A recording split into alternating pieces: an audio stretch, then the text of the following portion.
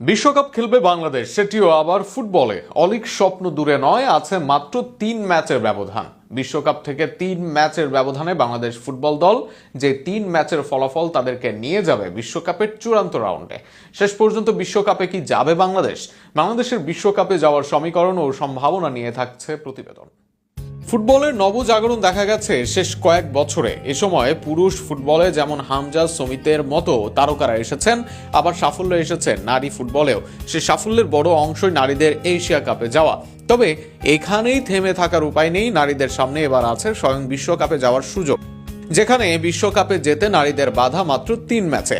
যে 3 ম্যাচে জয় বাংলাদেশের ফুটবলকে পৌঁছে দেবে বিশ্বকাপের মঞ্চে, যেখানে খেলে ব্রাজিল, আর্জেন্টিনার মতো হেভিওয়েট দলগুলো। কিন্তু কি সমীকরণে বিশ্বকাপে যাবে বাংলাদেশ? সামনে এশিয়া কাপের ম্যাচে বাংলাদেশ দল অস্ট্রেলিয়ার মাঠে, সেখানে বাংলাদেশের মুখোমুখি হবে চীন সহ 3 দেশ, যার মাঝে আছে নর্থ কোরিয়া ও উজবেকিস্তানের নাম। সেখানে এই সমীকরণের সামনে বাংলাদেশ যদি এই গ্রুপের চ্যাম্পিয়ন হতে পারে বাঘিনীরা, তবে বিশ্বকাপে চলে যাবে বাংলাদেশ। সেটাও কোনো বাছাই পর্ব না খেলে সরাসরি, অর্থাৎ চীন, কোরিয়া বা উজবেকিস্তানের সঙ্গে জয় তাদের এনে দিবে বিশ্বকাপের টিকিট। তবে বাস্তবতা বলে কাজটা মুখ শুনতে সহজ হলেও এটি সহজ নয়। ফিফা র্যাঙ্কিংয়ে 112তে বাংলাদেশ দল, চীন আছে 17 নম্বরে।